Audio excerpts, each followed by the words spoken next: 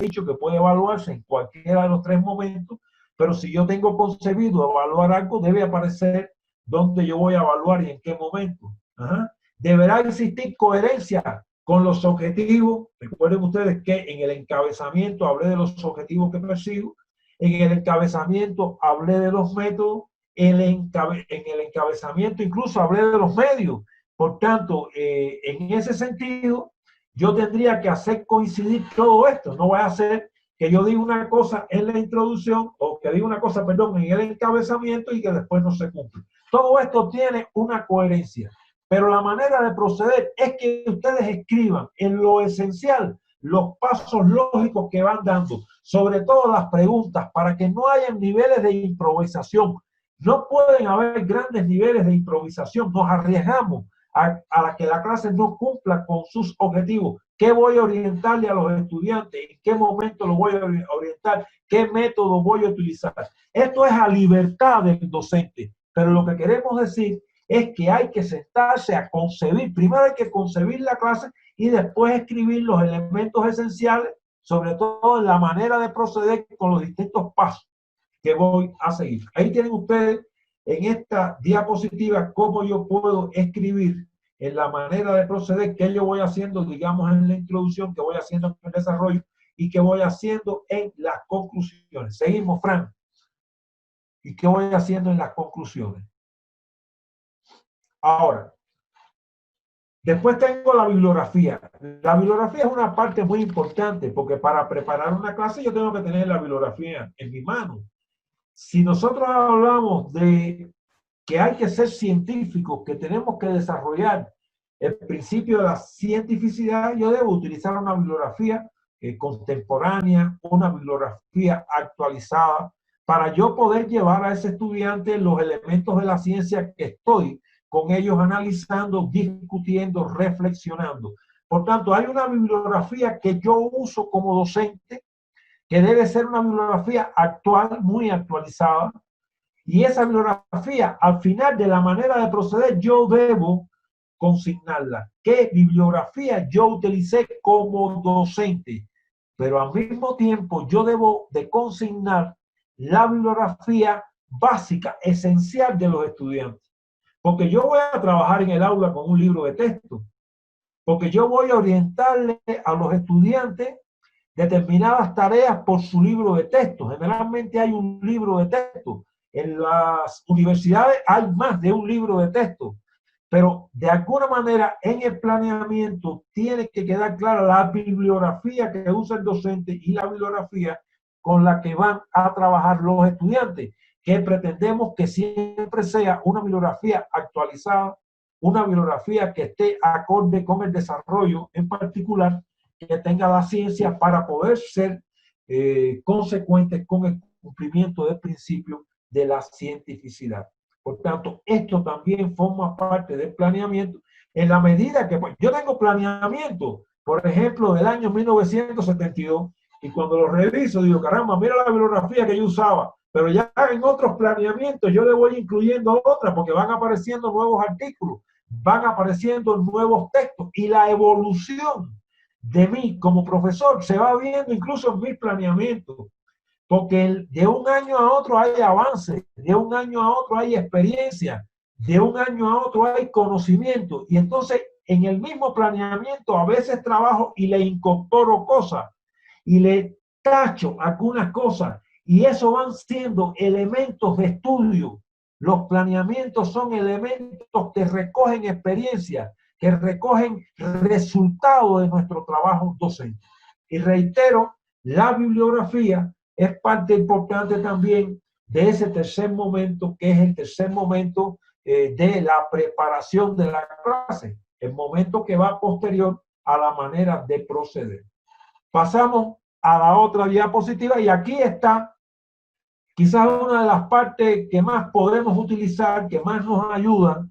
Al final de ese planeamiento yo pongo observaciones y cuando yo termino mi clase, ahí yo voy a recoger mi experiencia, qué logré, qué dificultades tuve, las consideraciones que el docente en cuanto al cumplimiento de los objetivos, cómo se cumplieron los objetivos, el objetivo tuvo dificultad de cumplimiento, Esas observaciones me sirven a mí para poder analizar, para poder recoger mi experiencia, qué logré, qué no logré. Si yo no escribo eso, al cabo del tiempo lo olvido y entonces puedo dar una clase similar, la misma clase, digamos, dentro de un año y ya me olvidé de cuáles fueron aquellas experiencias.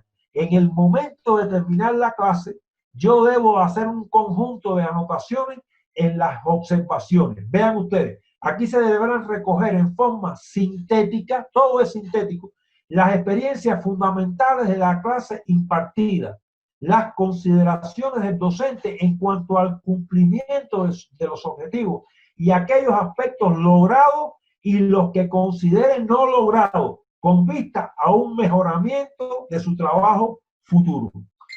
Me parece importante esto como algo esencial de que uno es capaz de uno concibe la clase, después la ejecuta y puede darse cuenta que aquello que él concibió tuvo dificultades en la ejecución. Y vengo a las observaciones y escribo esto. Es una dificultad que se me presentó, pero si está escrita, la analizo, entonces yo puedo resolver ese problema y tener una visión más acabada, más profunda y más científica de mi trabajo.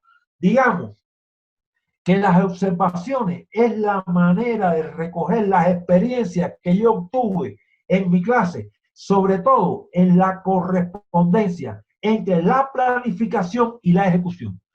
Lo que no puede ser es que nosotros planifiquemos una cosa y hagamos otra completamente distinta.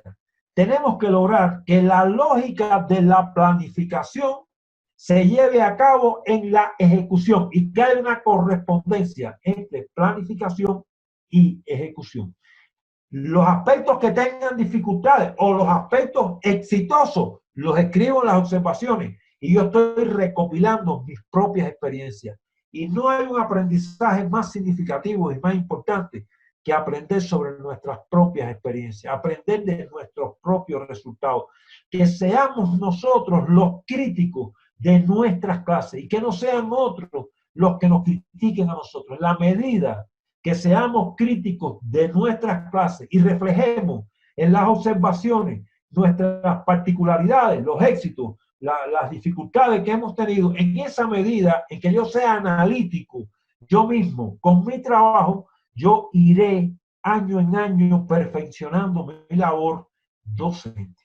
Es decir, aquí lo que hemos visto son dos cosas principales en la actividad de hoy. Primero, que toda clase tiene tres momentos y que yo tengo que tener una concepción clara de las peculiaridades de cada momento y que yo tengo que tener una visión de cuándo yo paso de un momento a otro. ¿Qué características tiene cada momento? Cada momento tiene una serie de características particulares. Tengo que conocer eso. Tengo que saber que en la clase yo voy transitando de la introducción al desarrollo y del desarrollo a las conclusiones. Ahora bien, todo eso yo tengo que reflejarlo en un planeamiento. Ahora esto es cómo yo concibo y escribo los elementos centrales de mi clase. Los pasos fundamentales que voy a dar en la introducción, en el desarrollo y en las conclusiones. Cuando uno tiene mucha experiencia, ese planeamiento es más concreto. Digamos, es más concreto. Y llega un momento en que usted solamente pone elementos muy concretos de la introducción, del desarrollo y las conclusiones. Pero cuando no tenemos mucha experiencia, tenemos que tratar de reflejar por escrito en el planeamiento las cosas esenciales, los pasos principales que vamos a dar. Bueno, no sé cómo es en Bolivia, pero en otros países cuando un inspector, algunas veces le llaman inspector, otras veces metodólogo, llega a una institución académica, le pide los planeamientos a los docentes. Deme usted los planeamientos de matemáticas del primer año de la carrera. Y entonces usted tiene que entregar esos planeamientos. Y esos planeamientos son objeto de estudio, son objeto de revisión.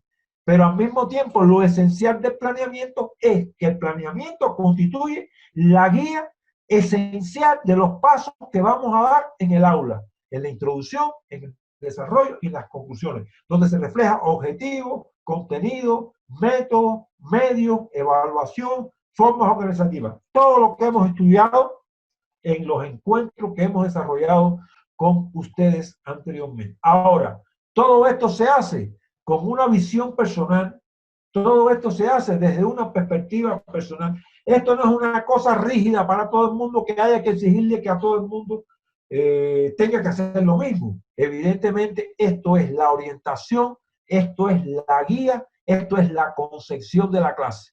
Porque sin una concepción, sin una guía, muy probablemente es muy difícil que las cosas salgan correctamente con nuestros estudiantes.